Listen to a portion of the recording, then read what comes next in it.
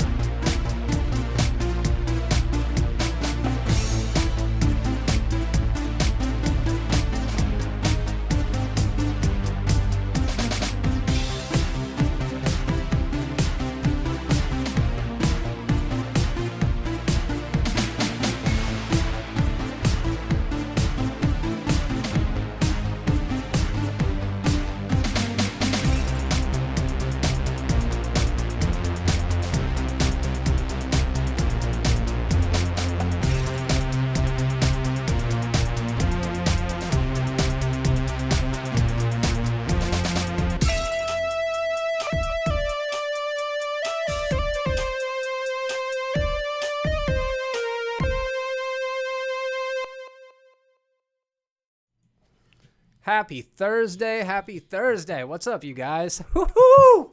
It's a good day so far. I woke up this morning to 10,000 views on that Loki review that I did, so that was really cool. And jumped up way past 7,000 subscribers all in one day, so that's pretty cool. You guys, y'all are amazing. Thank you very much for coming by, being a part of the conversation, stopping by for the podcast every week. I see you, Patrick and Mark and Andy and Colby. Really appreciate all you guys stopping by. But yeah, so it's been a big week. I have a lot of fun topics to discuss tonight with you guys. Caleb is away. However, I do have a quote from Caleb that I'm going to read to you guys just a little bit later.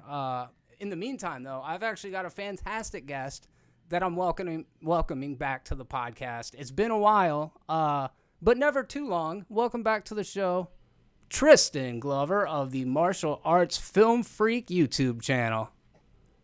Hi, it's been a while. It's been like a good few months. It feels like it's not been too long, but the reason why is because we did your channel a matter of, I don't know. Even that's been a while, like a month and a half ago. So if you guys have not, head over and check out Martial Arts Film Freak. He's got just a ton of really deep dive content into martial arts stuff. He also obviously skirts the mainstream stuff and talks about how movies like Mortal Kombat, really lean into that kind of stuff. So head over, check that out. Also, you can see a couple of videos that he and I did where we watch multiple fight scenes from different movies. Mostly movies I've never heard of, right? But he picks out really good fight scenes from them. We watch them, and then we just kind of react to them, discuss it and shit afterwards. Is there a name for that series?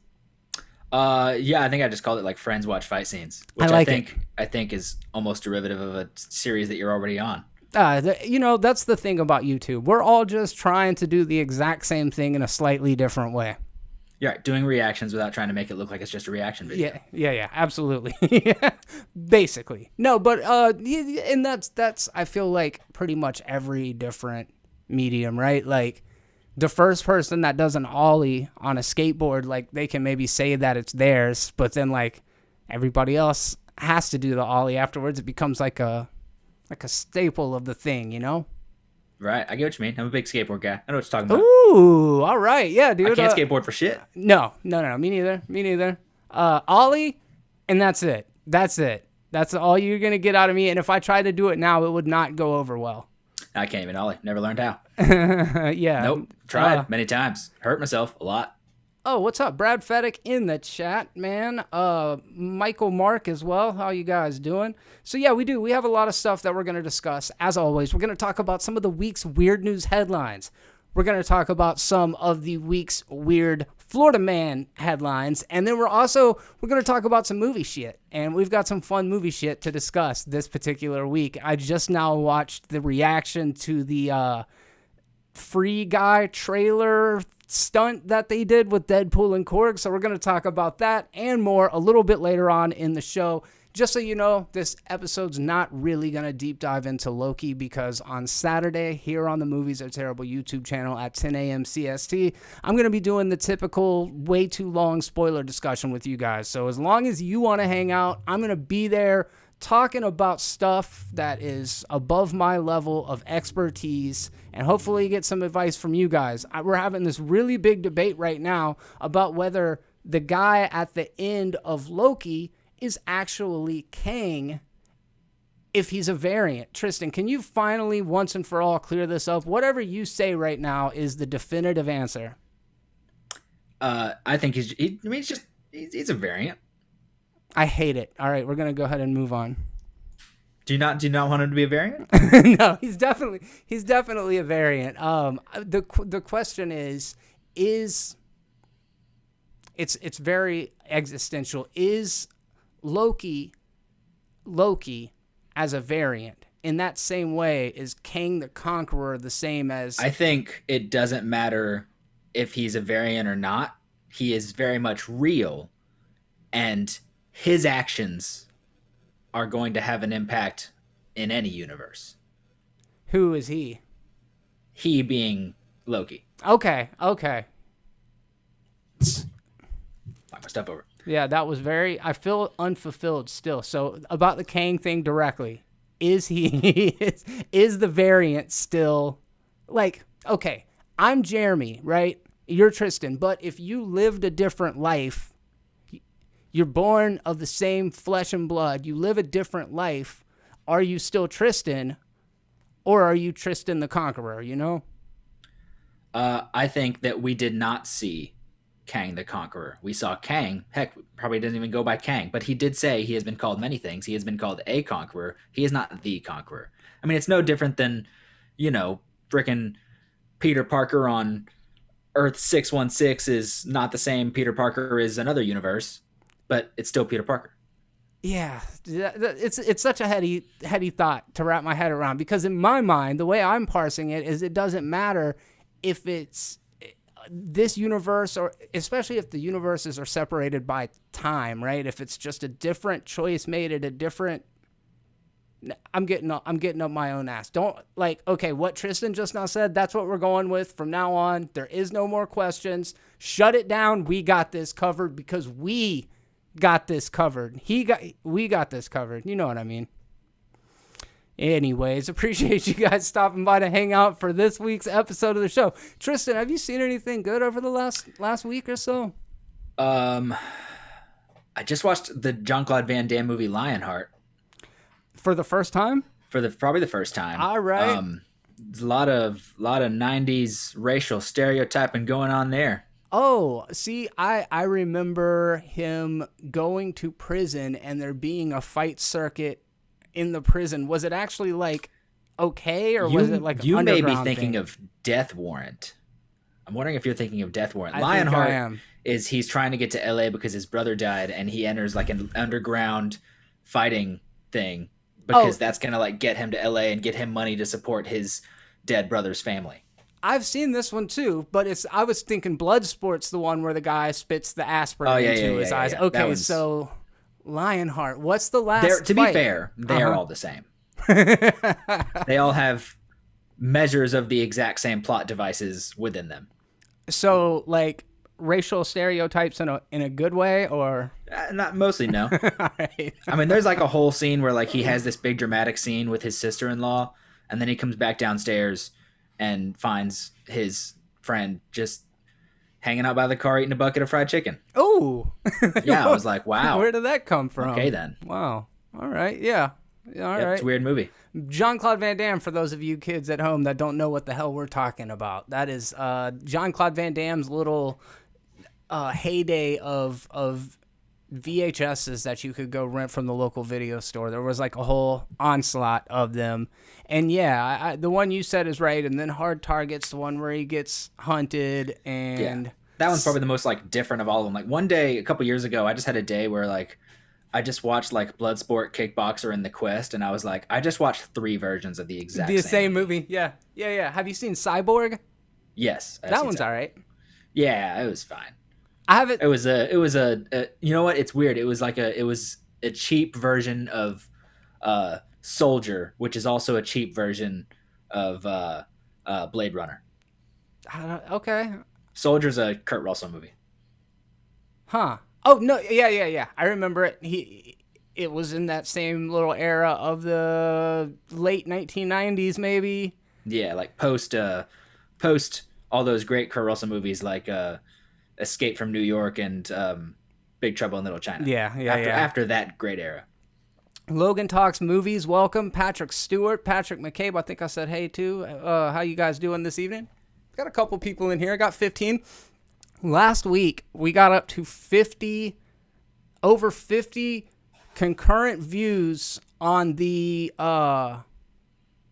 whatever stream I was doing in the morning. It was the Black Widow stream, and I was super stoked about it. And I realized afterwards Matt shared it in his community tab. So shout out to Matt Lane for making that happen, because otherwise I probably wouldn't have.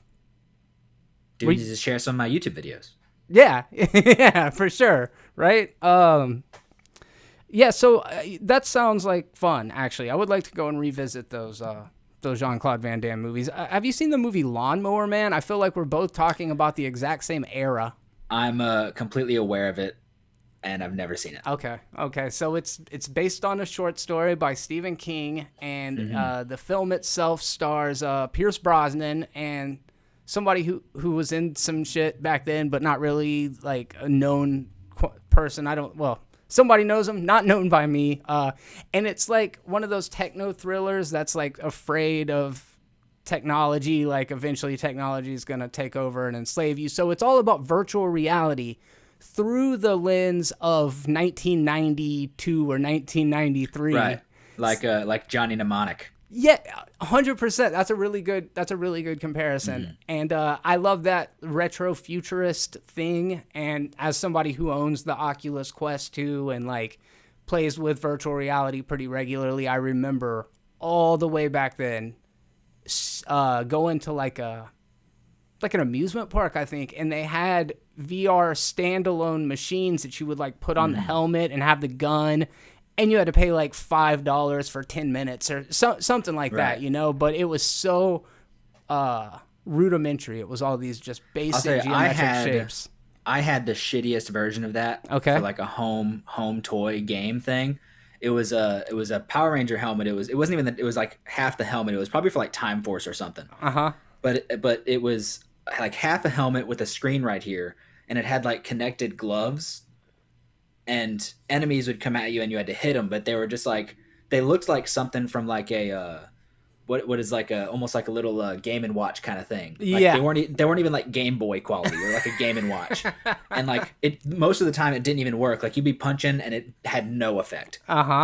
It was. So did you use it often just because you had it? I tried several times. Yeah. And the whole time I was like, I'm having fun, and it was not working. That was the Power Glove was a huge failure in that same way. The old Nintendo Power Glove was like the first of those accessories that they really tried their hand at. And then the Super Scope actually worked really well for the Super Nintendo. That thing was tight, but there was it was bad. It was bad. But the good, like in the movie The Wizard, this thing is so bad. It was bad. Yes. Oh man, The Wizard, California. I haven't seen that one in a while either. Jason Voorhees. Damn, that's scary, bro. That's scary. We got Jason Voorhees live in the chat. Crazy. Took a while to get here. Yeah, it did. Had to walk the whole way. It's a typical Jason fashion too. And then I rewatched The Hunt on HBO Max. I have not seen that one yet. It's on HBO Max. I'll probably get to it. It's fun. I recommend it to everyone. It's a good laugh. I love the fact that it was banned before it was released. Like it got shut down for several months, and had a reputation that it was going to be something, really subversive, really boundary pushing, and then you see it and it's like I don't think it's as politically charged as like Hunger Games. It kind of just makes fun of everybody. So I really enjoy it. I think it's a good rewatch. Betty Gilpin kicks a ton of ass in it, and there's a really good fight scene between her and Hilary Swank. Hilary Swank, yeah. I've been watching more Taskmaster, which my journey with this show has been weird. It's I think I told you about it before. It's a British comedy game show with mostly comedians on it. I started with like season 7, and then I jumped to season 10, and then I was like, oh, I'm just gonna watch from the very beginning. And so like I started with the established seasons, and then I went back to like the very first season. So it's like if you watched if you started with like the current seasons of like Survivor, yeah, and then you went all the way to like the first season, and you're like, oh, they didn't even know how to play it at that point, right? So like I've seen it established, and then I went all the way to the beginning, and I've seen it evolve into the show it now is.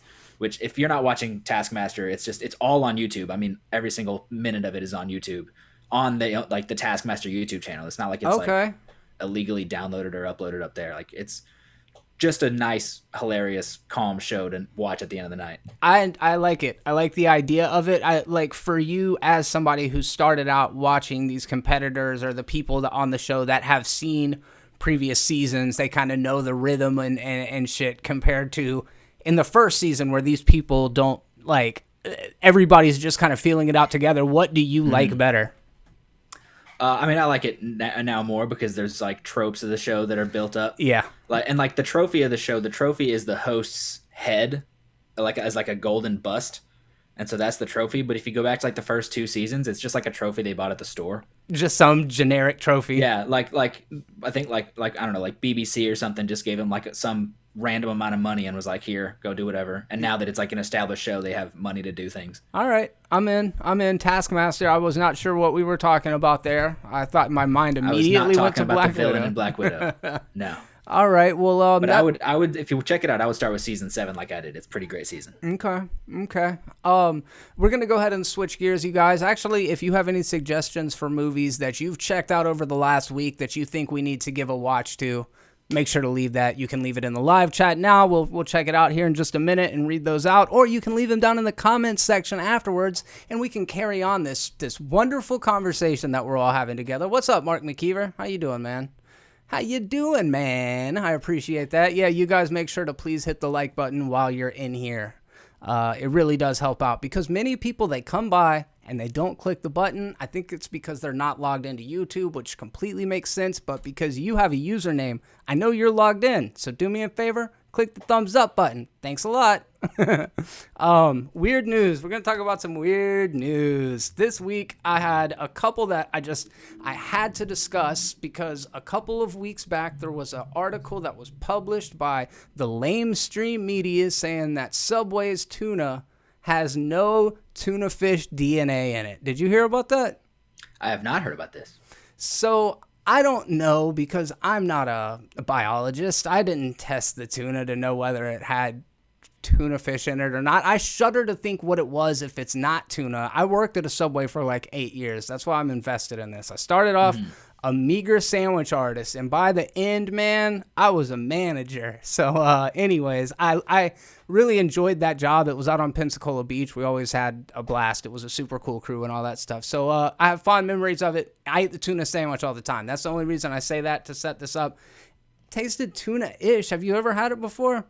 I have not had the tuna at Subway. However, I mean, it looks like tuna, smells like tuna. If it walks like a duck, quacks like a duck, I'm guessing it's a duck. Thank you.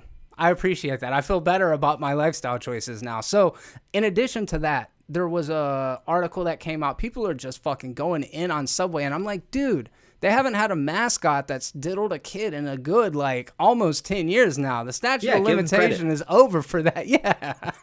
Yeah, it's a win.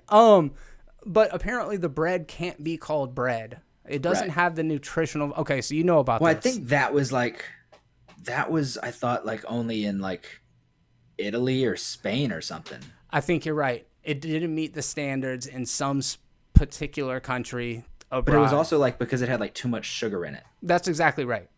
Yeah. That's exactly right. It's bread. Bread is basically To be fair, sugar. like, the bread I buy at the store, Italy would not consider bread.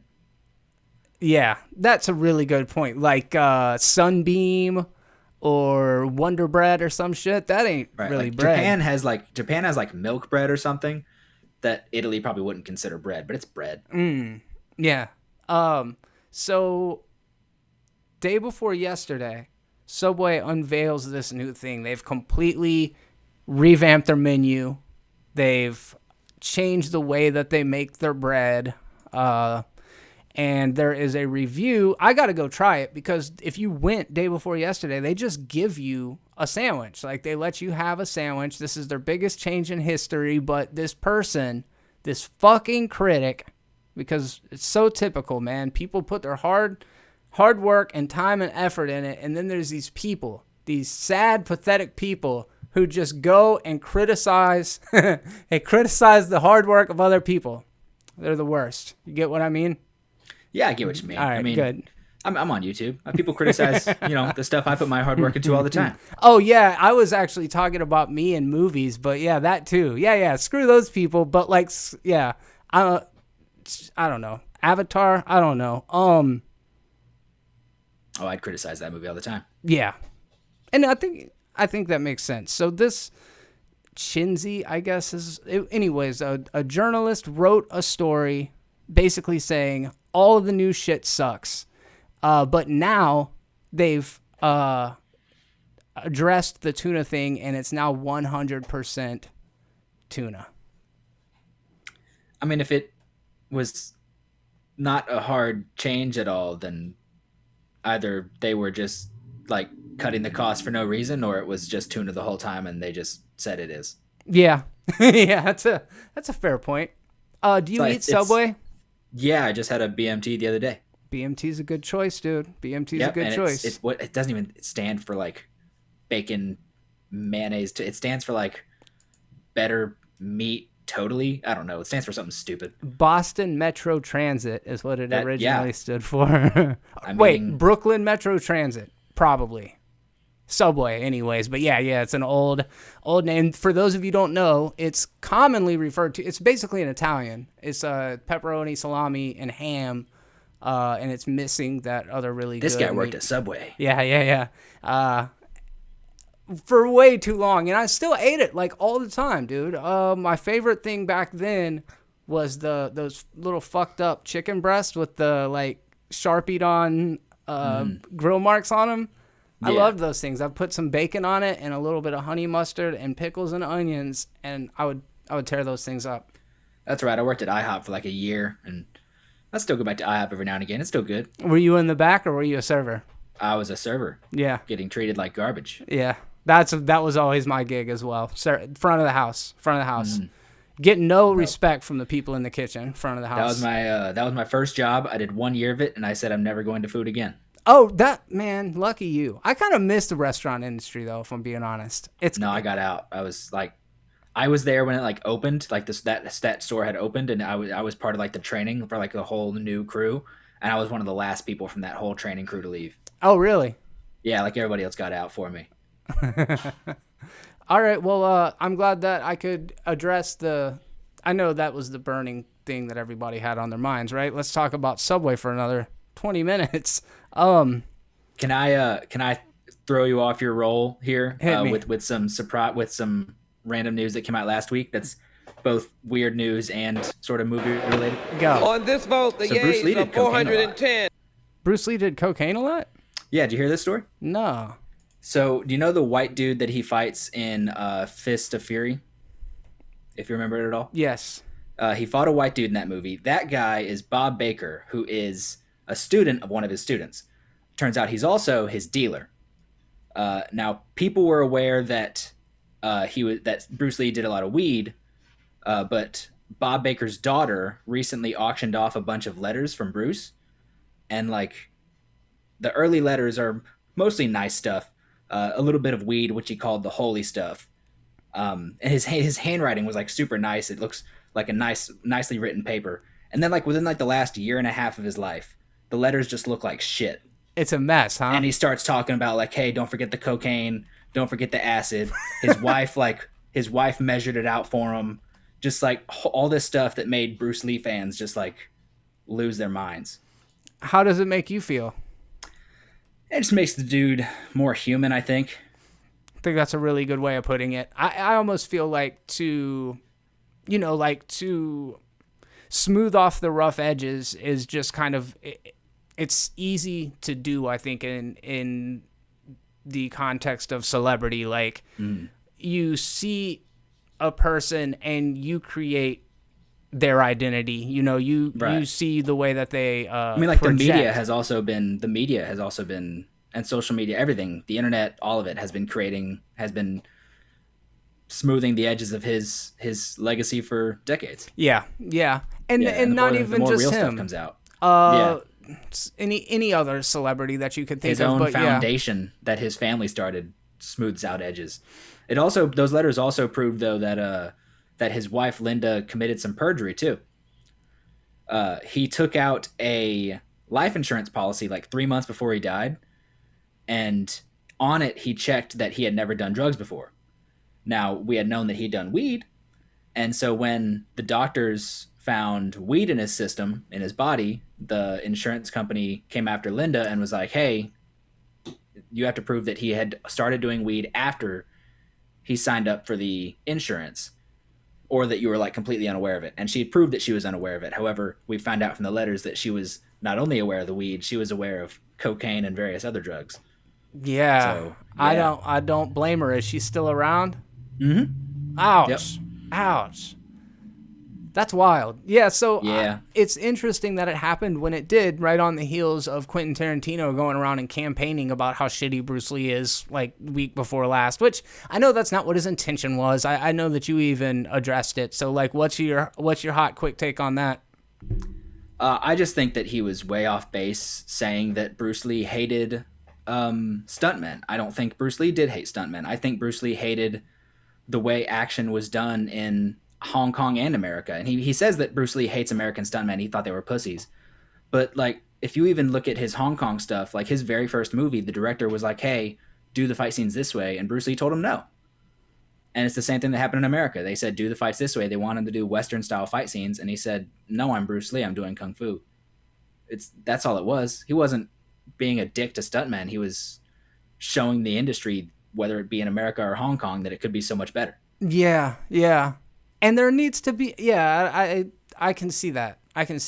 And, like what his daughter kind of said, I thought some of what she said actually really resonated with me, and just kind of the idea of, like, he had to work his ass off to get to where he was at. He certainly didn't get there by, like, being a pushover, being super nice to everybody, Right. So and like I said in my video, like, he was an asshole, but he was an asshole when he needed to be. Like, he was an asshole to other martial artists because he was trying to build a school before he got into acting and all that. He was trying to build a business, and for the most part, from what I've ever seen, to build a business, kind of got to be a little bit of an asshole. Yeah. And then to be a leading man as a Chinese dude in racist America at the time, he was an asshole.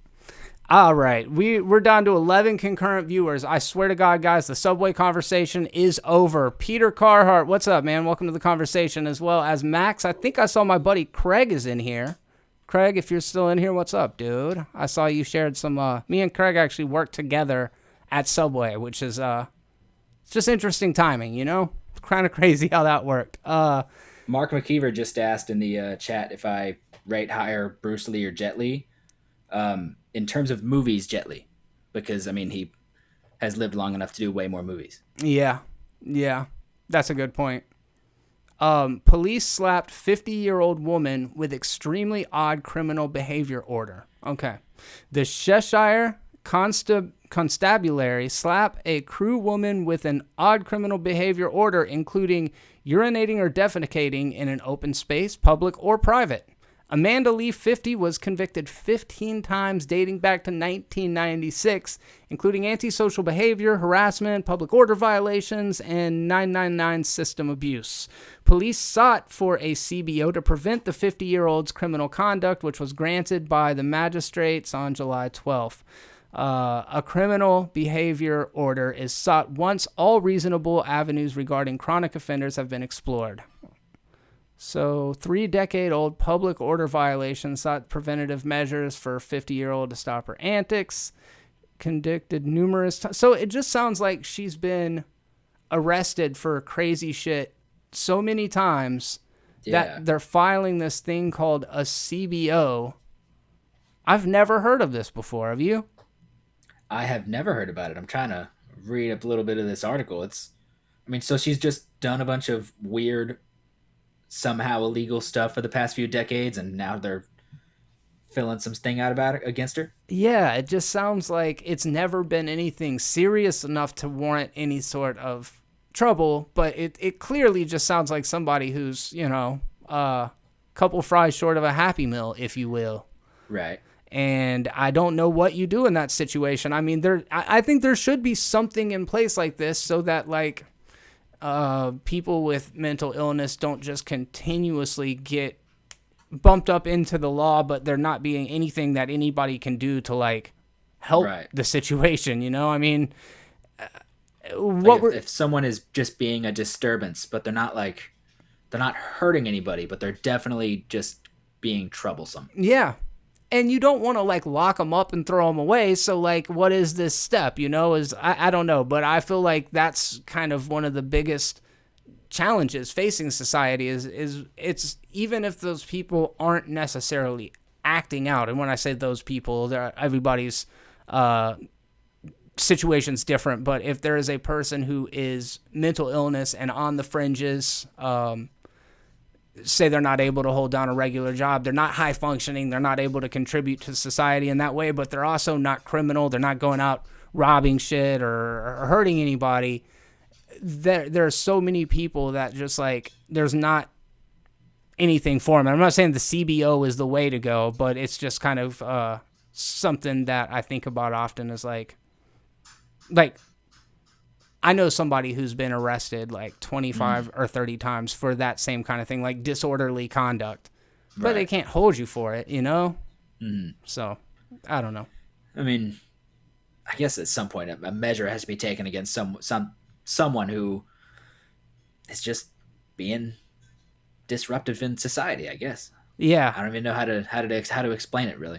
It's not a very good topic, if I'm being honest. Like, I saw the headline, I was like, that's going to be funny. And then I started reading into it, and I had to pivot. I had to go, like, empathetic. It's not funny.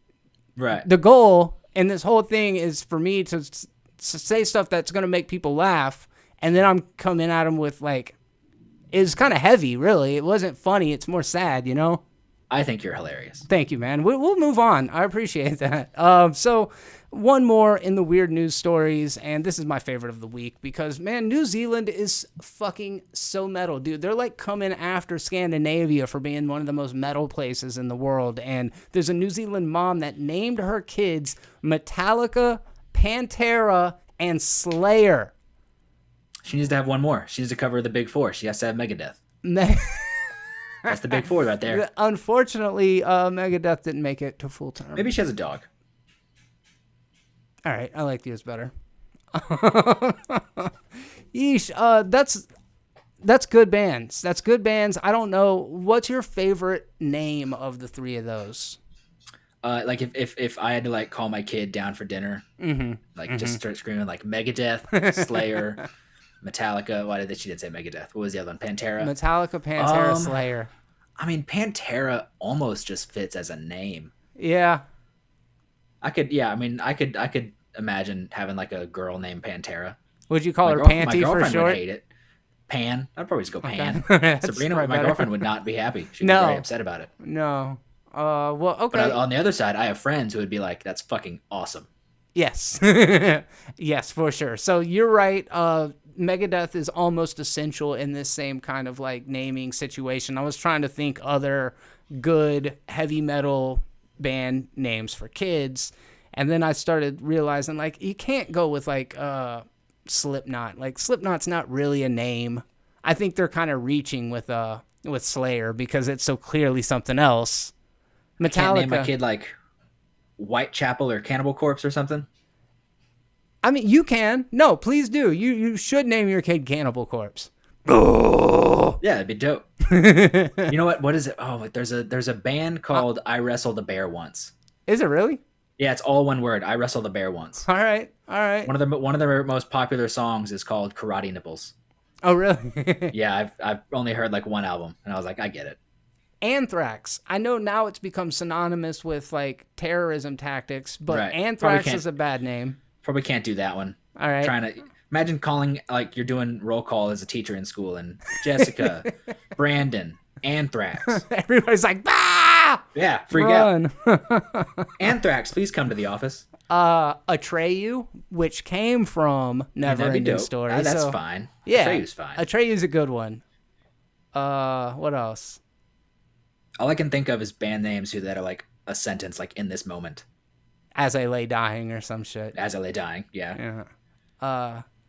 What's Mastodon? I guess you can't really do that.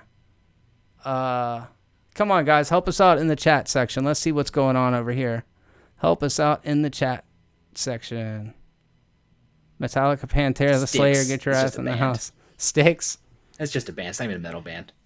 Rat Glover. There you go. Rat. That's not bad. That's not bad. That's not too bad. I don't want to pull up a girlfriend list. Would hate it. I'm trying to pull these out of my head, and I'm having a hard time thinking of metal bands names.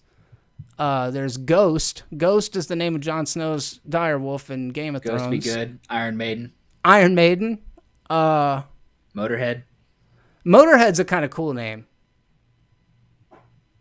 I like Motorhead. Motley Crue. Testament. I like that.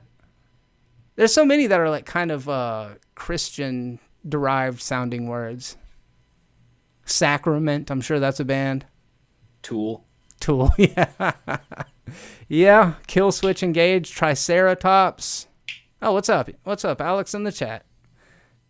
Kill Switch Engage. Yeah, it's tough. I think that's the thing, is there's not a whole lot of band names that can be like that aren't other things. This is the good shit, dude. Led Zeppelin, Judas Priest. Came in hot with those two, and that's all I saw. Thank you, good night. Yeah, Tool, Pantera, Zeppelin. I see a band from 1996 called Gojira. Yeah, dude. Name your kid Gojira. Dream Theater. All right. I freaking love Dream Theater. They're really good. Yeah. I really enjoy watching those guys play guitar. So Mackenzie a woman in New Zealand refusing to bring another Mackenzie or Jack into the world has named her 3 kids. This information comes courtesy of filmmaker David Ferrier, whose work exploring the often strange minutiae of everyday life in documentaries like Dark Tourist and Tickled. Both good, highly recommend both, but he's continued in a newsletter that recently introduced us to the Power Trio. The mom in question, pictured in one of the tweets that he put out, wielding a crossbow, said in an interview, "It's not easy raising 3 of the heaviest bands, but she is otherwise unidentified, probably to safeguard the anonymity of the children named Metallica, Pantera, and Slayer." There's not too many of them, you know? No, it's not going to be many. I like it. Okay, so if you have a kid named... What are the abbreviated versions of these names is what I'm asking. I was just thinking about that because I was thinking Metallica, and I was like, how would you shorten Metallica? Met is not bad. It could be Telly. Or Tally. Tally? No? I like it. Oh, yeah, that's not bad. That's pretty good. Dokken, Meshuggah, Triceratops. There you go. There's a couple of good ones. Okay, Slayer, you can't really slay, you know? I guess that's about as far as you can go with that. Yeah, it's too short to do anything with. And then Pantera, we discussed already. I say Panty, but you said, what was yours? Pan is probably good. Yeah. Yeah, it's less weird. Yeah, no, you don't want, like, middle schoolers are rough, man. It's a good point. All right, well, cool. We're going to go ahead and switch gears and talk about some of the week's Florida Man headlines. I only got 2 of them so that we can go ahead and get into the meat and the other stuff. So speaking of getting into the meat, this guy in Tampa, Florida, steals $430 worth of meat at Walmart and is sought by police. So police are searching for a man who went on a protein-packed shopping spree at Walmart but failed to pay. On July 9th, around 3 p.m., the suspect went to Walmart and proceeded to pile his cart full of more than $430 worth of meat, and then promptly heads to the exit, going nowhere near the registers. Investigators say the man was leaving in what appeared to be a whatever, if you recognize him, whatever. If you are that guy and you're watching this podcast, shout out to you, man. Fire up the grill for a delicious backyard barbecue. What do you think, man? Is this a cool crime or is this punishable by death? No, it's a cool crime because he's stealing from Walmart. I mean, it's Walmart. Yeah, they're insured. They don't need that. It's not like he's stealing from like a ma and pa shop. If he went out and just threw the meat somewhere, that would be an uncool crime. I mean, it would be cooler if he was giving it to people. Yes, correct. If he did that and then went down to the corner and started grilling fucking steaks for homeless people, then it becomes a really cool crime. Right. I mean, he's Robin Hood. Yeah, correct. We can only hope that's what he's doing. Robin Food. Yeah, you're hilarious. Yeah, that worked. So if you're going to steal $430 worth of meat, dude, are you going to get a little bit of everything? Are you going for fucking top quality steak? Are you going quantity? What's your game plan? I think I'm just probably going burger meat because you can do a whole lot more with it. It's a good point. A lot faster. It's a good point. You mean unloaded off the back of a truck? I mean, you can make burgers with it. You can shred it up and do something with it. You can make some sloppy joes. I don't know. Chili, fucking tacos. Yeah, dude, you got the right idea. I'm going for a wide assortment. I'm gonna get a little bit of everything. I'm gonna get some. You got to get boneless, skinless chicken breast because the same kind of deal, Tristan. What you're saying, I agree with you, man. Ground beef, very versatile. Boneless, skinless chicken breast, fucking put it into anything, dude. There's nothing that boneless, skinless chicken breast isn't all right with. So you got to get some of that. Ground beef, like you said, got everything covered. Got to get a couple of good steaks. So if they have some Delmonico ribeyes in there, you got to grab a couple of those. A little bit of pork. You a pork fan? Yeah, for the most part, yeah. I don't think I got too many issues with pork. I like some good barbecue, homemade barbecue. Yes, absolutely. I'm not wild about a pork chop, but a pork tenderloin's pretty good.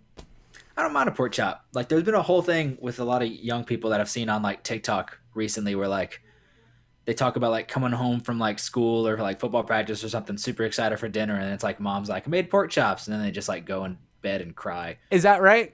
Yeah, people don't like pork chops. People got a problem with pork chops these days. I got a problem with pork chops.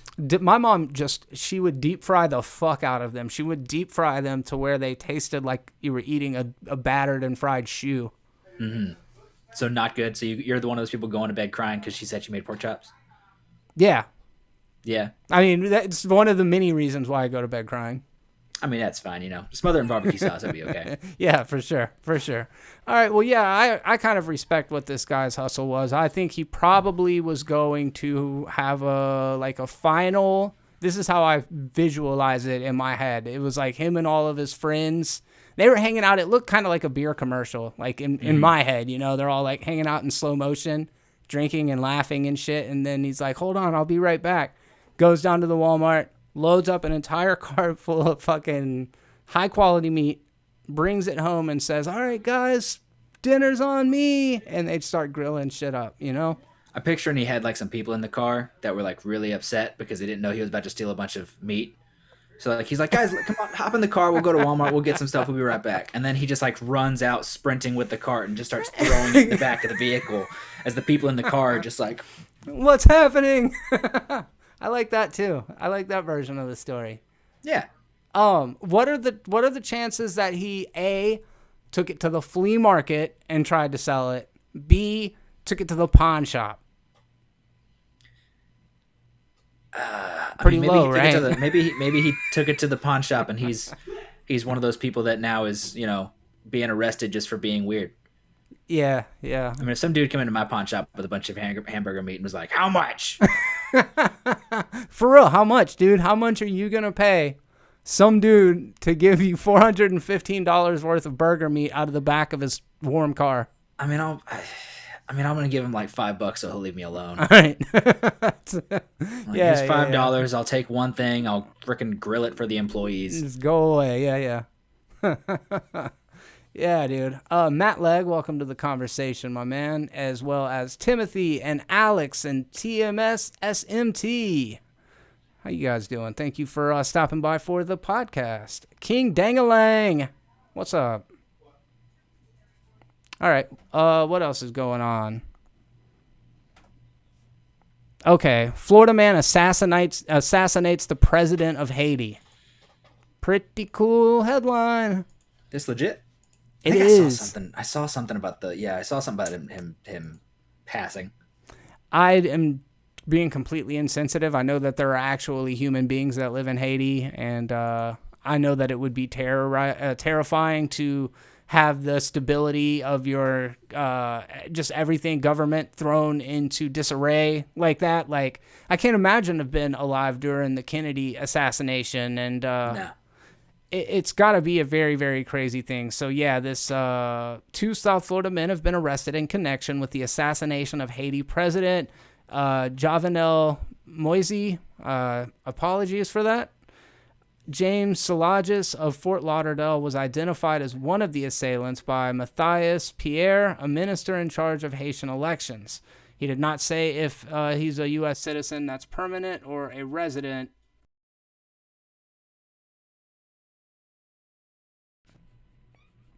Hey, sorry about that. You good? Computer froze up for a second. But yeah, I don't think it has a motive, and I'm so ignorant as to the politics over there in Haiti. Do you know anything about what's going on over there? I don't know anything other than, they're not the most well-off country. Yeah. I mean, the most I'm aware of them is when they were in the news from, that bad earthquake they had a bunch of years ago. Yes. Yeah, for sure. My biggest familiarity is zombies and voodoo of all things. I was so sure you were going to say Wyclef Jean. Yeah, and Wyclef Jean, that's definitely in there as well. Good call. Yeah. Let's see. Alex McKay says he saw the Deadpool video earlier today, and it was super awesome. Hope all is well. Same. Right back at you, man. I just realized I was way up on the chat. Hey, Nick of the Diss Track is here. Also, JX22X. It's always cool to see new faces in here, man. I really appreciate y'all stopping by and deciding to spend a little bit of time this week with us talking movies.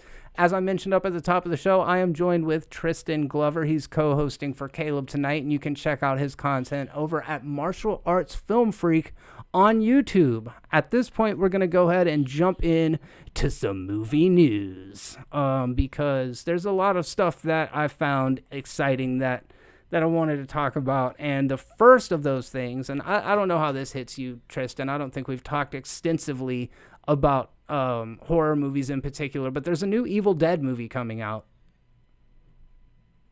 I am a big fan, genuinely, of the originals. I think they're great. I love the camp. The third one makes me laugh a lot. The remake, which was very, very good. I think I've told you before, I'm a bitch.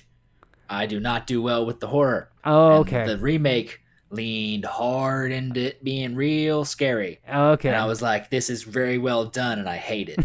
Okay. All right. This is a sequel to that. Fuck. Yeah. That kind of gives you an idea about where things are headed. I don't know if you remember this, Bruce Campbell shows up at the end of the Evil Dead. I mean, it's a cheesy little afterthought kind of thing. But yeah, so I think this next one aims to bridge the two franchises together a little bit more, and it takes place in the city, which I think is really cool because we've seen Evil Dead in the woods. We've seen it in medieval times, but we saw it in S-Mart for a minute at the end of we got some random stuff in like Ash versus Evil Dead. Yeah, and I wonder about Ash versus Evil Dead and how that is going to tie into this, but it sounds like you've at least seen some of that. Have you seen all of it? I've seen a bit of it. I should watch more of it because it maybe is up my alley. horror that's not super scary and leans a little bit towards some comedy and a little bit of action. That sounds like something I'm super down for. But I have not dove into it. Yeah, I've watched the first season in its entirety, and then I know I've seen some of the stuff. I might have seen the entire second season. Lucy Lawless ended up showing up. Like, I've seen a bit of it, and I enjoy it. I think it's good, but it never like grabbed me. It's kind of like Lucy a Lawless novelty. just makes everything better. She's all right, man. She's great I'm a in fan. Spartacus. She's in like Parks and Rec for a little bit, and she's just a welcome inclusion in Parks and Rec. She just makes everything great. Did you watch Xena back in the day? Obviously, I've watched a good handful of it because I was like, I don't know, I was much younger than you, so like it was just kind of on in like the middle of the day on Sci-Fi or something. It was like that and Hercules were on, and I'm like, I guess I'm watching this today. Yeah. Same. I don't know that I've ever seen a full episode of either, but they were definitely always they were always there. They were always just chilling if you wanted to watch them. Right. They were just there. I mean, it's also not terrible TV to watch. There's some stuff through the 90s that it's mostly solid. I gotta on that topic, you watched all of Mortal Kombat Conquest. No, I'm like 11 episodes in. And there's like 30. While I try to pull up what's going on in Haiti, do you want to like give just a general review of your thoughts on the Mortal Kombat series? It is some of the most 90s television I've ever seen. It follows Kung Lao when he's actually acting, and when he's fighting, you can just obviously tell it's not him. And him and like two other characters that are probably made up for the TV show, and a white guy who's Raiden, who's neither of the guys from the two movies. And it's like, I don't know, they're like training. Kung Lao is training these other two people for like the next tournament. Meanwhile, they're also being stalked by like other fighters, including like a little bit of Scorpion, who's not Hanzo, and Sub-Zero, who's they're both white dudes. But at least they got, generally good fighters. Like the fight cast for this show is genuinely very, very good. I don't mind that Kung Lao being the main character obviously has a stunt double, because his stunt double is fantastic. But the fight scenes are, when the camera wants to sit still, because it cuts a lot. When the camera wants to sit still, the fight scenes are quite good. I really enjoy it. I've had a good time with it, and like you, I've seen a bit of it, but I'm not all the way through it. I watched like 15 episodes within a 4 or 5 day span, and then like I just kind of walked away from it and yeah. When I started it, I was leaning into it heavy, and then I've fallen off. But I'll get back to it. Did you get to where Quan Chi's in it? No. Okay. Yeah. A lot of familiar faces do show up in it. I'm looking over this stuff, and I honestly, there's no way for me to be able to wrap my head around all of it. But it looks interesting. I'll be researching it more. But yeah, this probably ain't the venue for me to start getting into the political minutia of Haiti. Razzle Squad with the $4.99 super chat coming through clutch with the "Get over here." Do you gotta? Can you do that? Show. I don't even want to try. Come on, dude. Because I won't make it sound cool. All right. Yeah, me neither. That's a given. I was on Holden's videos a couple weeks back when they shot Mortal Kombat, and I screamed it before the movie started. It's like an obligatory thing. But my voice, like, it you just old school cracked. Like, yeah. You hit puberty again? Yes. Yeah. It was wild, dude. It was very embarrassing. And they left it in, and I don't blame them for it. Yeah, I know. I can't. You mean, when you're left with such a great blooper like that, you just got to leave it in. Yeah, what are you going to do? Not? So, Steven Dorff, man. Yeah, he's a prick. I was gonna talk about Steven Dorff, but first I wanted to give this quote from Caleb. I mentioned up at the top that I had a quote from Caleb, and it goes like this: "I still hunt out the good shit because I don't want to be in Black Widow. It looks like garbage to me. It looks like a bad video game. I'm embarrassed for those people. I'm embarrassed for Scarlett. I'm sure she got paid $5-7 million bucks, but I'm embarrassed for her. I don't want to be in those movies. I really don't. I'll find that kid director that's going to be the next Stanley Kubrick, and I'll act for him instead. Unfortunately, Caleb wasn't here to deliver that line of dialogue tonight. Because he's got this perspective. Like, first of all, he thinks he's famous enough and cool enough that we give a shit. Like, no one has cared about you since Blade. First of all, hey, we're talking about Steven Dorff. I was totally kidding. That was not Caleb's comment. That was Steven Dorff said that. I just thought it was funny because Caleb would say it too. Always, yeah. Basically, you could just substitute out the. Anyway, sorry, but yes, not Caleb. Steven Dorff. Go ahead. But like, it's like, and he's like talking about Scarlett Johansson like she also hasn't acted in some of just the genuine best movies of the century. Yes, like Lost in Translation, Jojo Rabbit, her. Like Under she's done the Skin. She's done movies that are miles ahead in terms of quality that Steven Dorff will ever do. Yeah, this is the guy that does vaping commercials, talking about being embarrassed for somebody for being in a Marvel movie. It's like, dude, you're the blue cigarette guy. Yeah, some shitty $300,000 budget movie about some boxer trying to be a good father that we've seen a million times. I actually love Steven Dorff as Deacon Frost. I think that performance is fucking phenomenal, personally. Let me tell you this, because I'm gonna wonder if you'll change your mind on that. You know who was supposed to be Deacon first? No. Jet Li. What? He turned it down to be in Lethal Weapon 4. I don't think...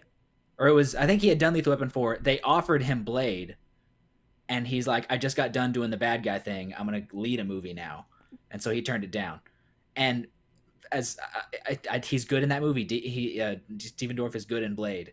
But that final fight where they're just like crossing swords, like they do it like 50 times. It's fucking terrible. Yeah, I would have loved to have seen Jet Li fight Wesley Snipes in that. That would have been so good. The fighting, you're right. That is a fair thing to say. There's a part of me though that likes the way that it plays with the racial dynamic.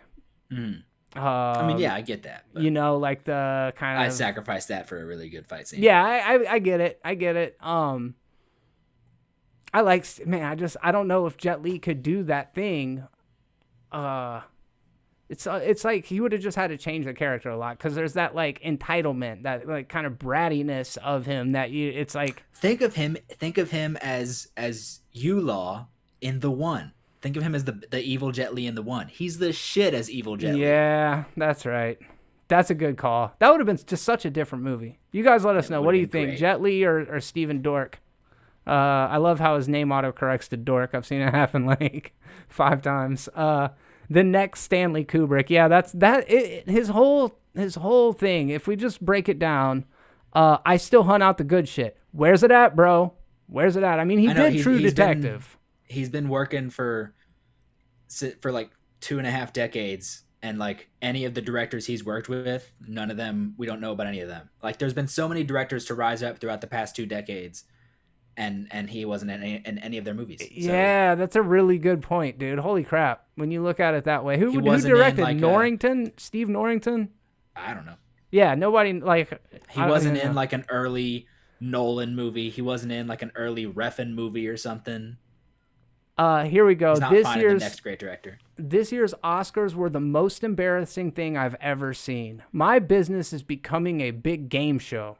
You have actors that don't have a clue what they're doing. You have filmmakers that don't have a clue what they're doing. We're all in these little boxes on these streamers, TV, film. It's all just one big clusterfuck of content now. Yeah, he sounds like a jackass. Just completely. I don't know what he's like. I'm thinking about the movies that came out like last. Is he talking about movies having to be on streaming? That made it a joke? Like, oh, I'm sorry, there was a pandemic. Yeah, right? That's a good point. And in terms of the quality of the movies, I don't know what he's talking about. No, it's weird.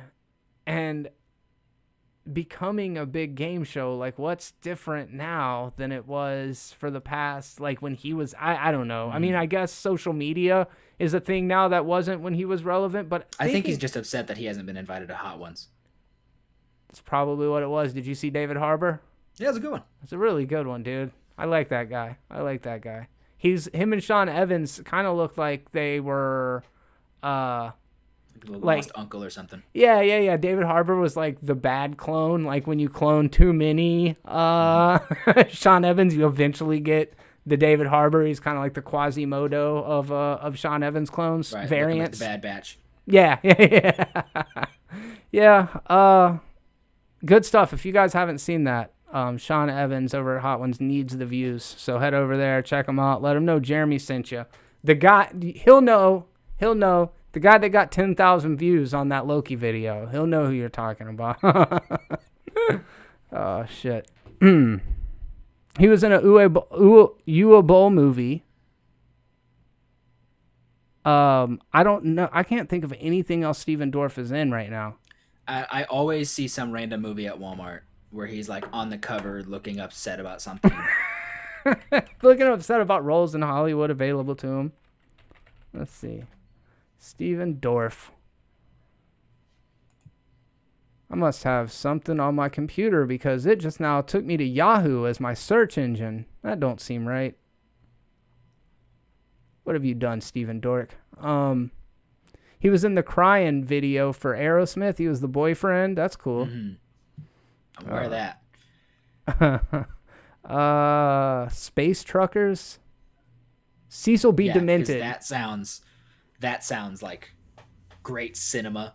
Have you seen Cecil B. Demented? Demented I have not. forever. That shit's crazy, he's also, dude. Like he's in a movie called American Hero, where it's like a low budget superhero movie. I'm sure it's supposed to also be like have something smart to say, but he's in a superhero movie other than Blade. He's just in a really shitty low budget one. Well, that's where the resentment came from, right there. Alongside Eddie Griffin. He plays boyfriend in 2 Britney Spears videos. Talk about irrelevant. You don't get more relevant than that, dude. Free Britney. Hashtag free Britney, bro. He's in a great movie actually called The Iceman with Michael Shannon and Chris Evans. Oh, yeah. I will tell you, I don't remember a single thing about him in it. I don't either. That is a good movie, though. That's the one. Yeah. Michael Shannon and Chris Evans. Yeah. Wow. Steven Dorff, killing it, man. Not gonna be cast in the next Marvel movie. Talking like that. King of the Hills 34 in the chat. What up, bruh? All right. We'll go ahead and switch gears to the last topic before we get into the Patreon questions. Tristan, are you good to go for a little bit longer? If you ever need to head out, just let me know. And I'm all good. Okay, excellent. We got a little bit more to get through, guys. So the way that it works is if you become a Patreon supporter at any tier, every week I ask for you to submit topics. So I choose topics that were submitted by viewers and listeners like you to go over and discuss. Also, it's a great way to get exclusive content that you're not going to find otherwise. You'll get behind the scenes stuff and a couple of other cool things. So head over, check out Movies Are Terrible on Patreon.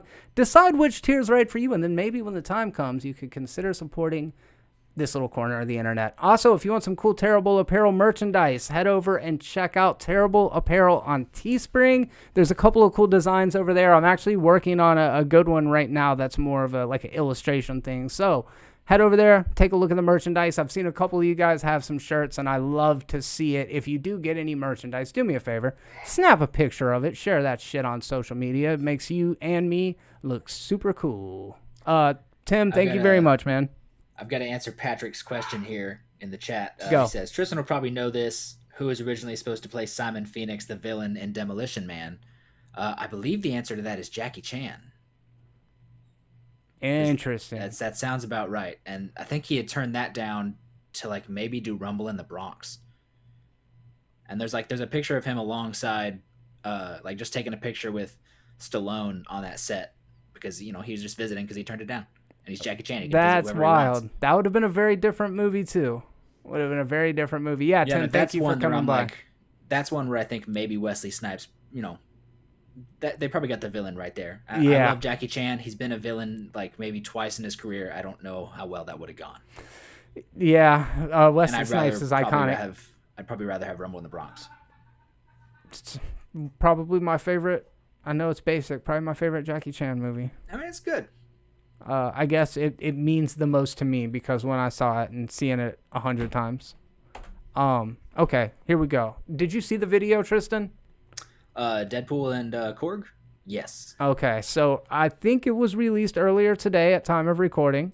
If I'm not mistaken, it might have come out yesterday. Ooh, that actually says yesterday. Yeah, I'm a little late to the party with this one. I thought it was a little more current. However, it's still pretty freaking badass. There is a trailer for Free Guy that is finally being released. This movie Free Guy was one of the ones that was like supposed to come out right at the beginning of the pandemic, and it's just been pushed. And I've been watching trailers for the last year, I feel like, for this movie, more than that. And now they've got this really great new viral marketing campaign that they've done where it's Deadpool watching Free Guy. Free Guy is a Fox movie, one of the last of the Fox movies, so there's no issues with having Deadpool in that as far as the IPs. However, we also get a cameo from Korg from the Marvel movies, but specifically Thor Ragnarok, and then after that he's been showing back up. He's voiced by Taika Waititi, who is the villain in the movie Free Guy. So is this Deadpool and Korg in the MCU together confirmed? I want to say yes, but also, like, if you're gonna do a stunt like this with any character, it can probably only be Deadpool. Like, you're not gonna see this stunt with Magneto popping up. You're only gonna get it with Deadpool. And I mean, if you're gonna tag him up with any character, I guess Korg is gonna be the one. You know, it makes sense because previously Deadpool is like to be paired up with big giant CGI guys. That's true. Whether it be Juggernaut, Colossus, even a lot of times Deadpool himself. And when you said that, it dawned on me immediately. Oh, yeah, neither of them had to be there to do that. Yeah, no. It's just voice performances. Some dude, I mean, yeah, it could just be, I think the Deadpool was probably just some dude in a suit. Yep. Yeah, that's definitely possible and plausible. So it probably didn't cost an insane amount of money to do it. Just get him in the booth. Ryan Reynolds did say that he stole the Deadpool suit, so maybe it was him. Yeah. Don't need to pay to have it brought in if he just has it in his closet. Yeah. He's like, ready to go. I love it. I think it was a really cool idea for a trailer. It's weird marketing because it's like a threefer. Like, you're getting MCU proper marketing, you're getting Deadpool marketing, and you're getting Free Guy marketing, and you're using these popular fucking superheroes to prop up the credibility of this movie that otherwise people might not see. What do you think about it? I think it's a brilliant move. It's something I don't think anybody could have seen coming. And after some Loki stuff, and you mean that we're 99.999% confident we're getting multiple Spider-Man, I was just randomly thinking that I would love to see Ryan Reynolds as Deadpool, like, walking through scenes in like other Ryan Reynolds movies, not even Marvel films. Like, I just want to see him like pop up in like Waiting and Just Friends. And stuff like that. Yeah, man. Yeah, so they do have, like you said earlier, it kind of has to be Ryan Reynolds as Deadpool if they're going to pull these kind of like really meta stunts. But when I kind of half jokingly asked if this is MCU confirmed, it's like, now with what's been established, like, you can literally do anything. Now that time travel and multiverses have been introduced, you can literally do anything. And I always say that kind of with a little tinge of sadness, because, like, I like for there to be order. Yeah, and tangible stakes, like, you want to know that shit matters. I was thinking about, because the Loki thing, and I mean, this is sort of related to this Deadpool thing. That's all right. Because of that whole, like, everything, even like the opening of the episode with the Marvel logo and that kind of coming from a certain universe or whatever. I was thinking about, like, how do you converge the universes? And I was thinking about, did you see the Infinite Crisis CW collaborations? I'm familiar, though. Like, pretty much the way that happened, because with those, Supergirl was its own universe, Black Lightning was its own universe, and then of course there's the Arrowverse, and then of course there's also like Titans and a bunch of other shows that have nothing to do with those ones. And at the end of Crisis, this Crisis now formed a new multiverse, and we see throughout the episode that now the Earth that was the Arrowverse now contains all three: Supergirl, the Arrowverse, and Black Lightning. Yeah. And then we see other Earths where you have Titans, where you have Stargirl, where you have the Justice League films. And like, I'm wondering how will Marvel do their Crisis, where all of the universes merge into one, where you don't just have, not saying that like the X-Men universe is canon, but say in one universe there is some form of perhaps maybe a more comic accurate X-Men. Yeah.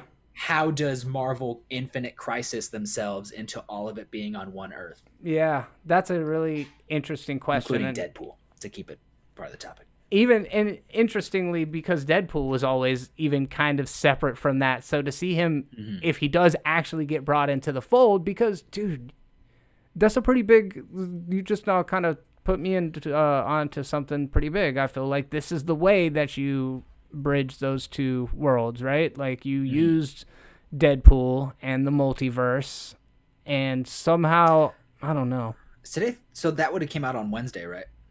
Mm-hmm. So yeah, Wednesday was also the Loki episode. Maybe they timed it to come out on Wednesday on purpose.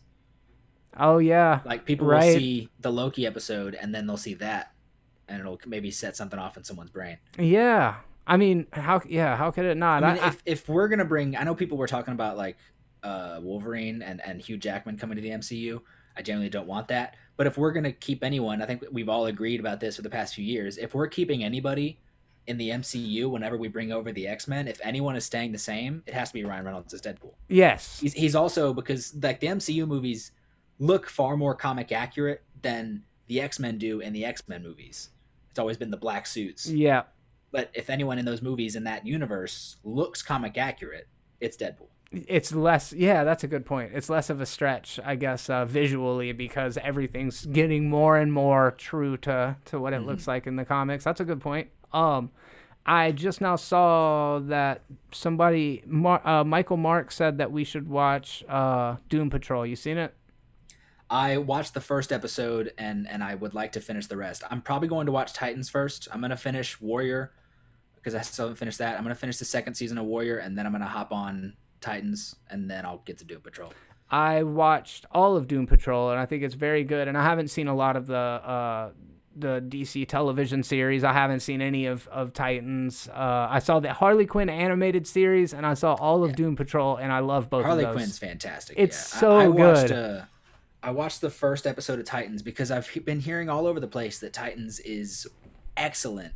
And I watched that first episode, and I'm like, God, it better get better, because this is just awful. Really? And from what I've seen, like, people online are like, no, like, keep going. It gets so good. And I'm like, God, I hope so, because that first episode sucked. Did you watch Gotham? No. I've seen some Gotham, too. I guess I saw about 2 seasons of that, and I've seen, goofy. Like, clips, and, like, I think if it... Everything I've seen from that show with the cop stuff was good, but whenever they started bringing in the supervillains, that's when it looked bad. Yeah. Michael Mark says Titans is meh. I would definitely be curious to check those out. Let's see. We've got. That's really about it. Anything else on the? Have you talked about any? I just did a video on it before we started recording. Have you talked any? Yes, Distract. I was a Power Ranger kid. Have you seen any of the John Wick 4 casting? Oh my God, dude! I'm glad you brought that up. Walk me through it. So, it just looks so freaking good. Ian McShane's coming back, obviously. Yeah, it's of course the dude who's the concierge. I don't know. He's back, of course. Yeah. But Hiroyuki Sanada, who was Scorpion in the Mortal Kombat movie and Ninja in the Dragon's Den, a bunch of great Hong Kong films. Right. Donnie Yen is there. Scott Adkins. Yeah. Because they just wanted to make me happy. And then Marco Zaror. I'm sure you don't know who Marco Zaror is. There's a fly around here. Marco Zaror is a Chilean guy, I think. He's the bad guy in Undisputed 3 against Scott Adkins. They have epic fights. He's so good in that. Bad guy in Savage Dog with Scott Adkins. He's got a film called Mirage Man, which is okay, and Kiltro, which is this like super bloody action martial arts movie, but he's got a great film called Redeemer, which if you like, you just go on YouTube and just look up Redeemer fight scenes. Totally worth it. I am so freaking. Apparently, Marco Zerord is the main bad guy. I think he's also in the Dusk Till Dawn TV series. Who does he play in the series? Do you know? I've never seen it. I couldn't tell you. But just apparently he's the bad guy in it. And I am so hyped to see any of them fight Marco Zerord. I'm excited to see Scott Adkins throw down with John Wick. Like, it just... And I know he's not just a henchman, because Chad Stahelski, the director, is fully aware of Scott Adkins' talents. So I know he gave him something good to do. I am excited now to hear you talk about some of the stuff going on in it. I knew about some of the casting, and I saw earlier today in particular that Ian McShane was going to be coming back, which is almost not even news in the other way as the rest of them that you mentioned. So Hiroyuki Sanada, what's the guy's name? Donnie Yen, Marco Zerord, Donnie Yen, obviously Keanu. Scott Adkins is in it.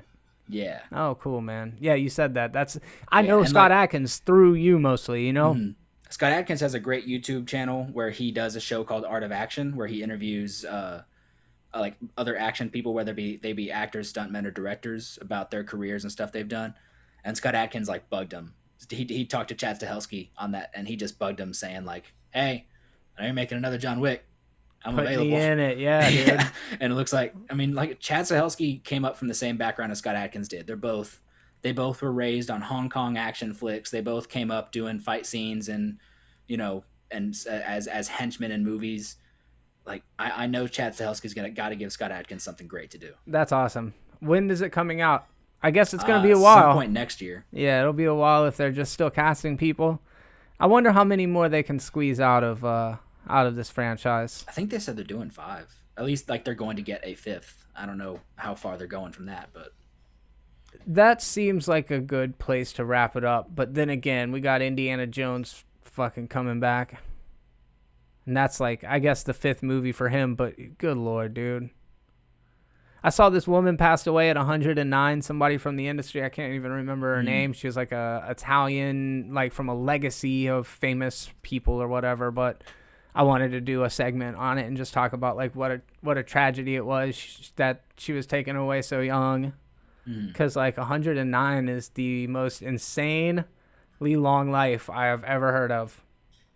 Yeah, that's a lot. It's a lot of life, yeah. I know some people around 90 who, don't look like they are making it to the next year, and then you got someone like Betty White who just looks like she just got done running a mile. Yeah, my grandmother is spry at 98. I will not see 88. Well, maybe we'll see. Let's talk about our inevitable demise.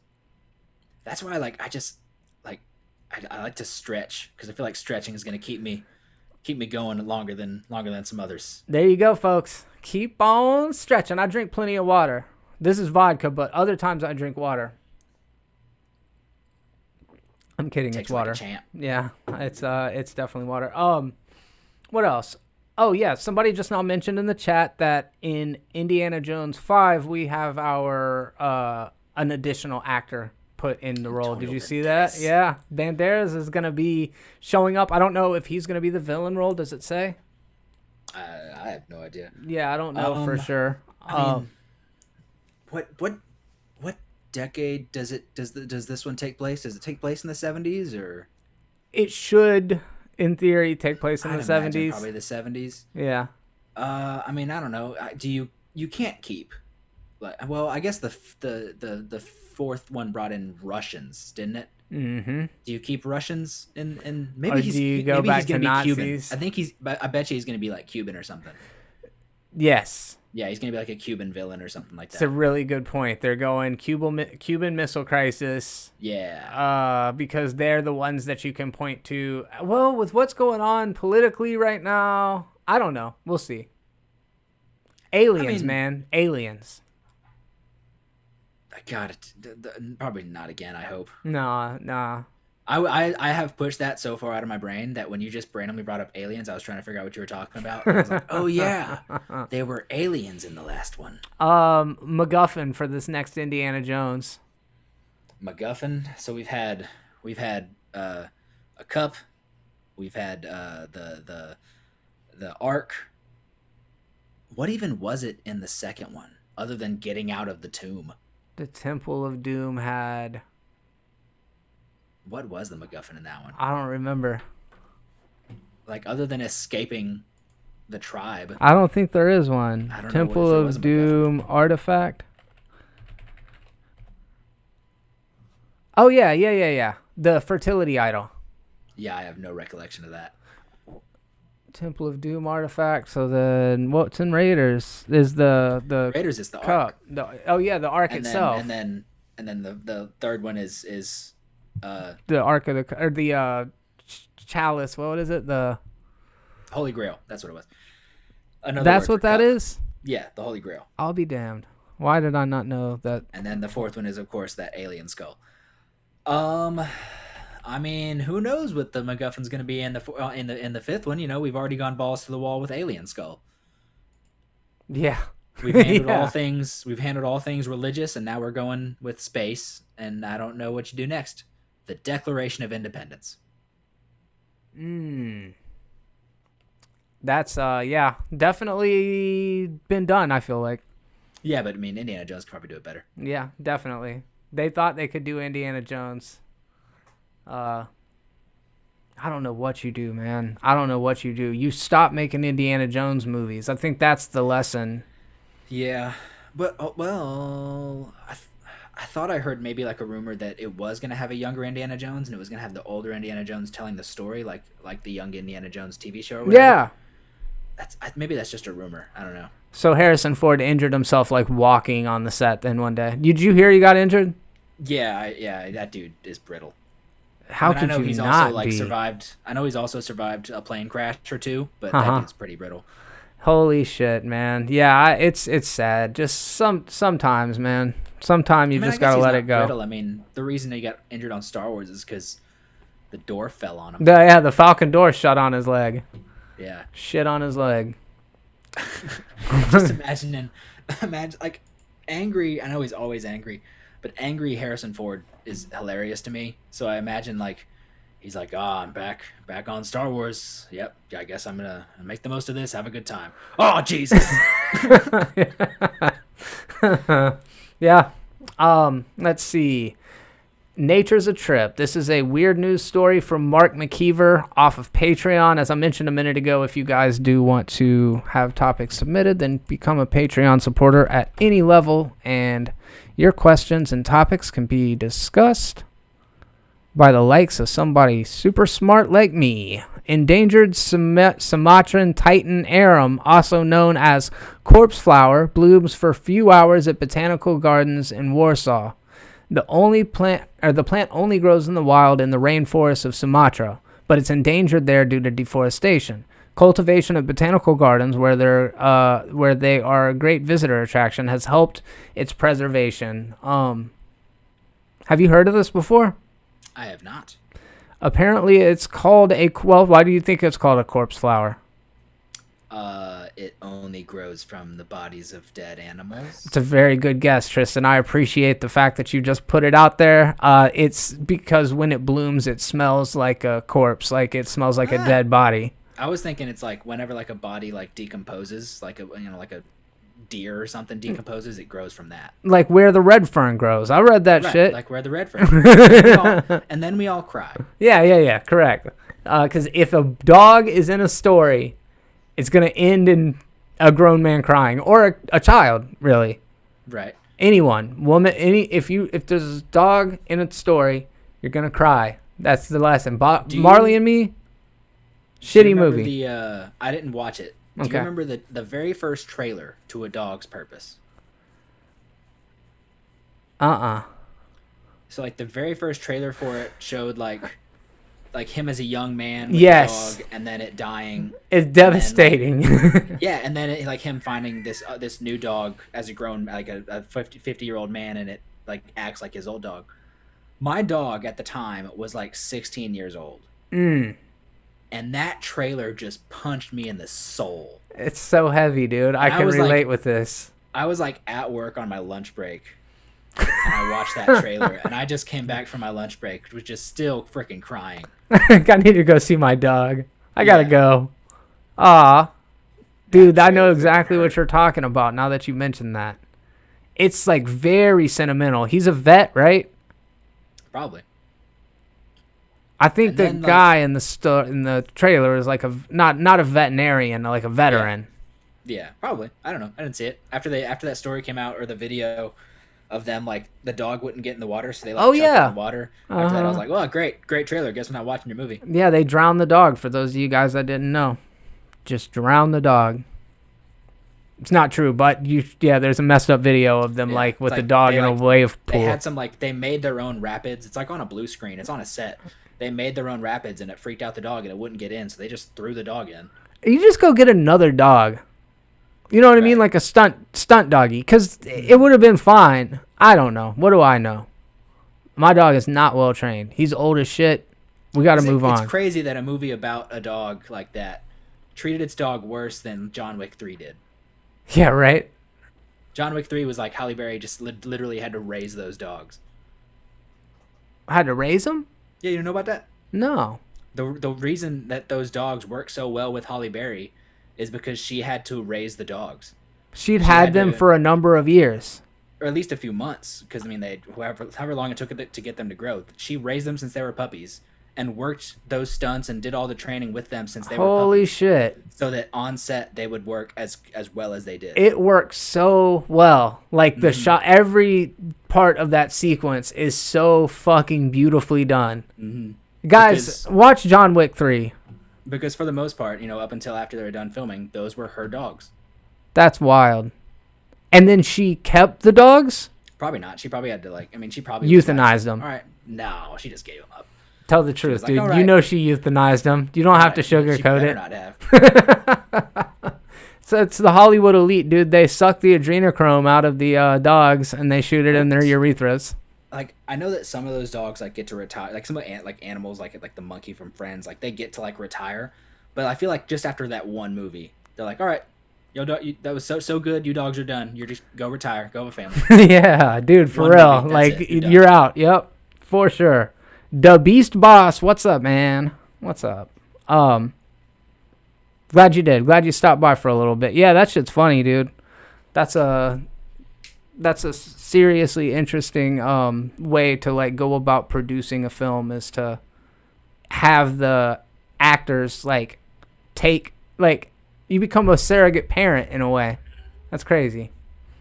You took on a movie role, and then they're like, cool, now go raise these dogs. Yeah, here you go. Here's some. I guess you probably get paid pretty well, pretty compensated. I wonder if the studio or whatever bought all the dog food and all that stuff. Right. Yeah, I would be insistent upon that. And they would probably had super strict rules for it and stuff. I'd be curious about what a dog's purpose is. No, what their training regimen looks like for something like that. Mm. I mean, it's they put marks on the ground, and they have to train the dogs on where to stay on their mark. And there's always someone behind a camera with a treat or something, saying bark, bark, or say whenever they're supposed to speak or something. Yeah. The one in the mask is fantastic. Mm-hmm. That's a good boy. Whatever that dog's name was. Yeah, that was a very emotive beagle. Yeah. So apparently those things are about 10 feet tall. Beagles? Yeah, beagles. Sorry about that. I'm glad you pointed out how ridiculous of a trace back to the original topic that was. The corpse flower. It's 10 feet tall. Of course it is. The Amazon, everything there is gonna huge. It looks kind of like a giant banana, and then it opens up. It's so interesting that people would like to hang around and just wait for that to happen. I guess you want to smell it though, right? If it only happens once in a lifetime. Well, I mean, I wonder how fast it blooms. Because if you get to witness it open, that'd probably be pretty dope if it's huge. It makes a fart noise when it opens. I wonder if it's wet. Oh man, shit. Let's see. There is one more topic that we're going to discuss, and that is that Don Cheadle was nominated for a 98-second role for the Emmys. I mean, that kind of thing is pretty common, I think. I mean, what's his name? Freaking Jack Nicholson won an Oscar for A Few Good Men, and he's in it for like 5 minutes. And he Jack Nicholson's the fuck out of that role, dude. He's like, I'll rip out your eyes and piss in your dead skull. Right. I'm like, what? It's pretty cool. Damn right I did. Yeah.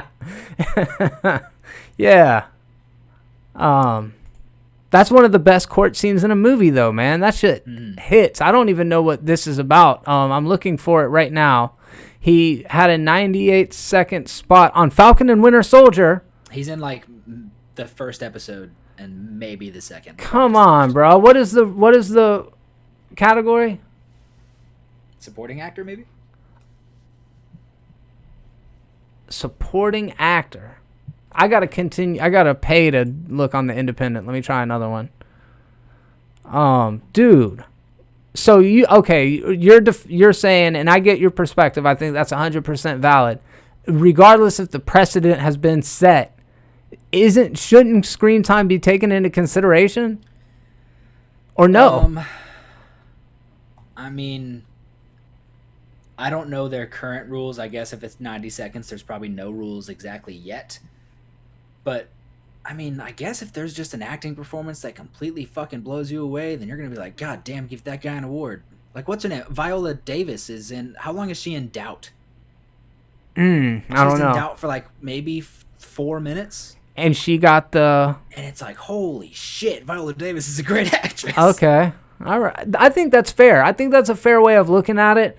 I feel like if you're not on the recurring list, recurring cast members list, like if you're on a television show and you're not on that's not fair though either, because there's probably episodes of Breaking Bad, like Mike from Breaking Bad, he should be eligible for a best supporting actor.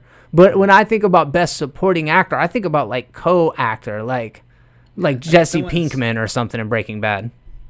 Patrick McCobb is pointing out. I think he's saying guest actor. I think so. Yeah, it's probably like a guest actor. Like someone can win like a guest actor Emmy for like their role in SNL. Ah, that changes everything. Yeah, that's exactly what the thing's for. Then, all right. Well, disregard, guys. Disregard. My opinion, not as valid anymore. Best supporting actor in a black superhero role. And speaking of just random black superhero role, I need to get back on Black Lightning because I've seen some fight scenes from that show, and I'm like, God, this is getting good. Like, I really enjoyed the first season, and I just didn't pick it up in the second. But I've like seen some fight scenes from the current season. I'm like, why is this so good? I haven't seen any of the show before. It's another one of the CW ones that I just kind of threw in the pile.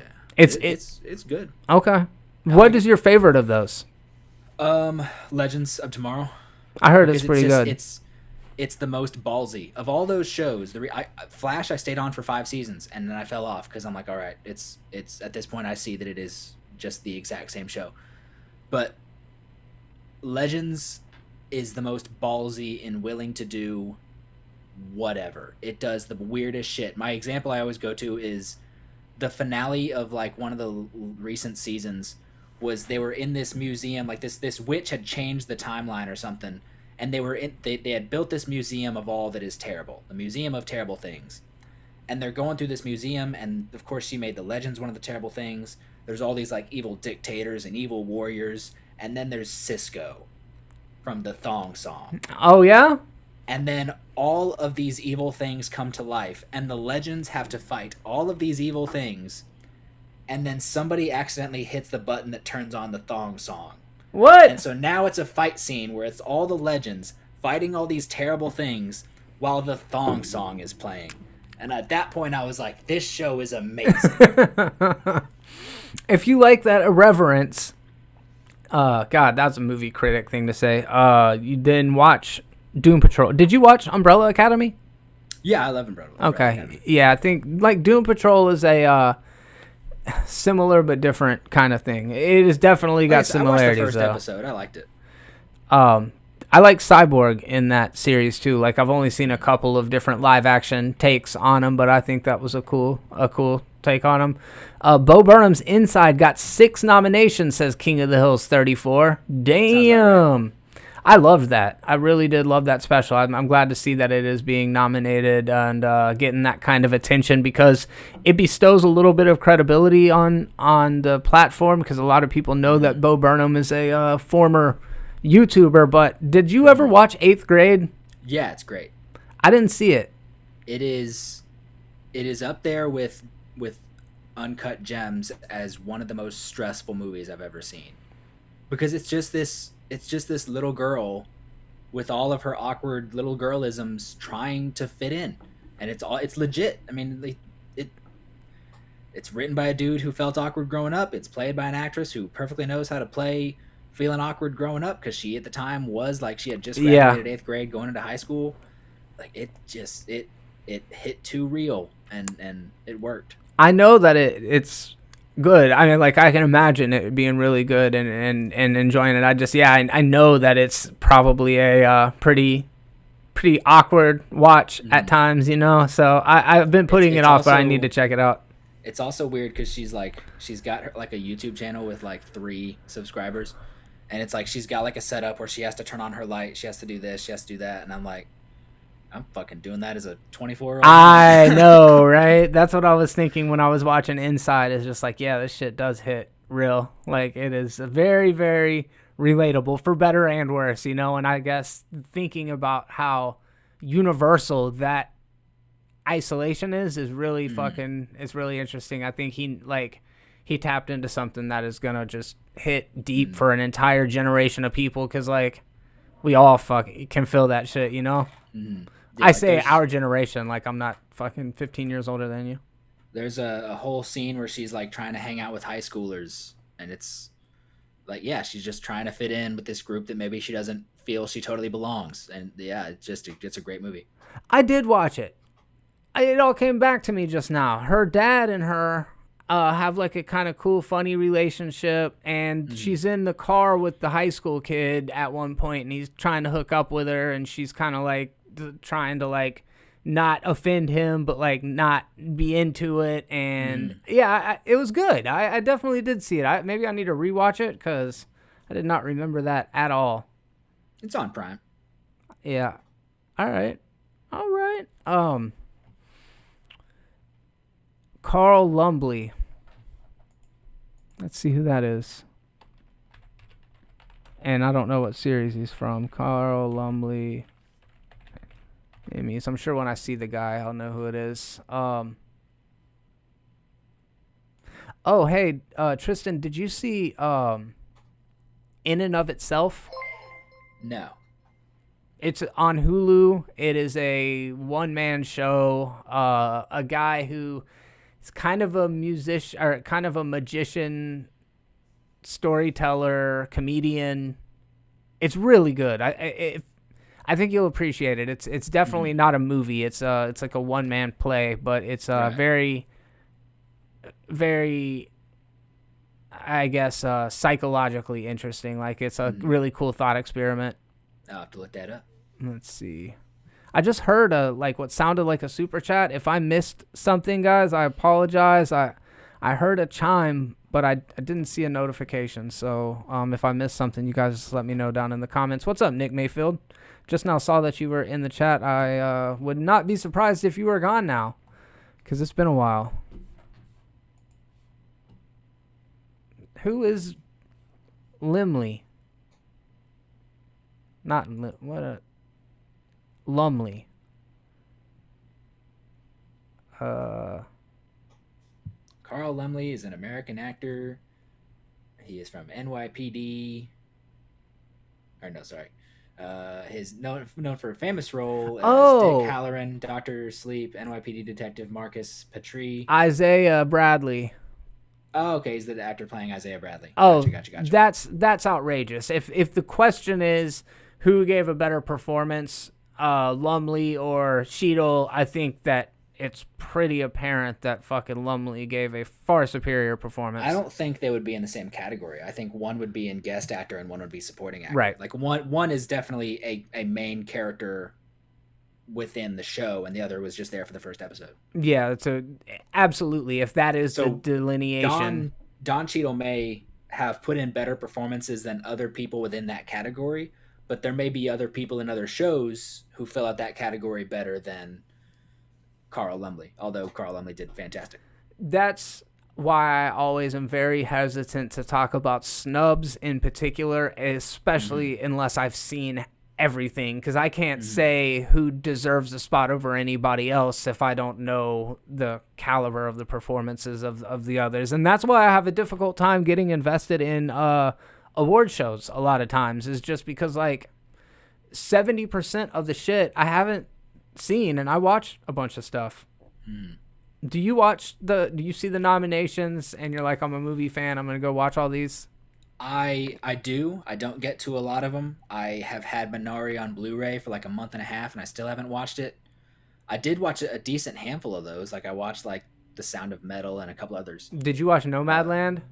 I did not watch Nomadland. Something about it just seems a little pretentious. It's a fucking snooze fest, dude. Like it's not pretentious. Is not the. It's very unassuming. It's like an old boomer lady, who works at an Amazon factory. Mm-hmm.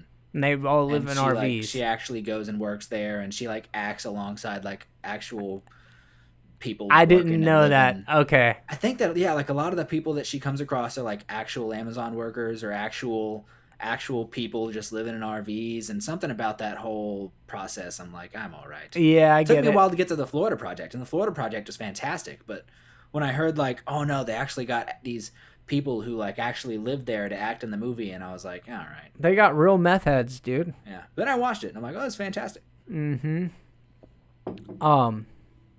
Yeah, Lumley was definitely very good in Falcon and Winter Soldier, but I can't speak to who anybody was better or worse than just because of my ignorance.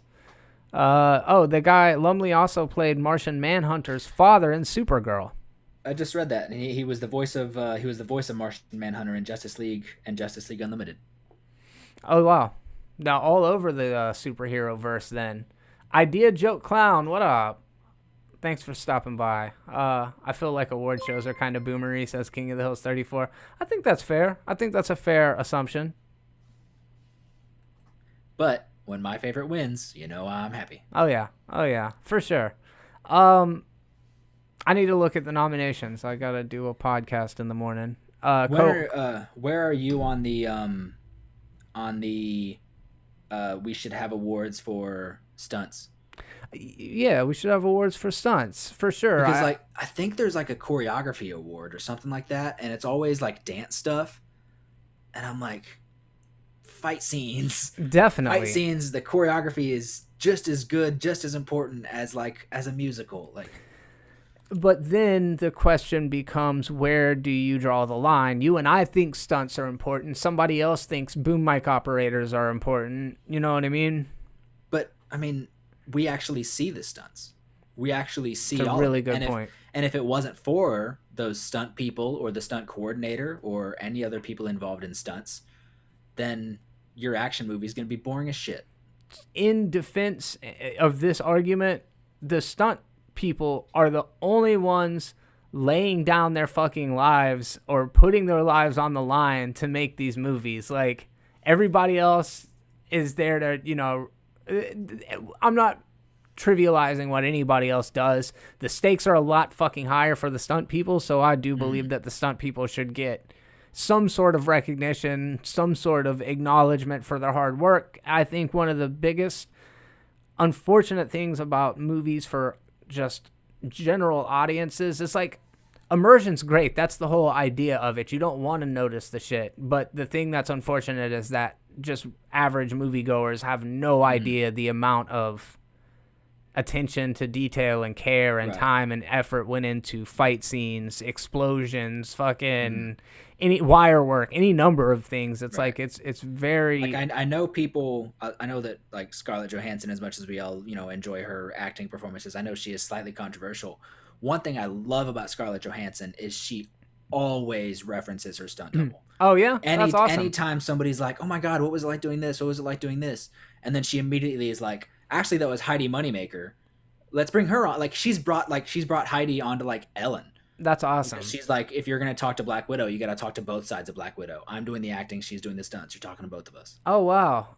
Is Heidi Moneymaker the one from Death Proof? No, that was Zoe Bell. Oh yeah. Wait. Yeah. Zoe Bell's the stunt person also? Yeah, Zoe Bell's a stunt person. Okay. What else was Moneymaker in? Well, she's been doing. She was Drew Barrymore, I want to say, in Charlie's Angels.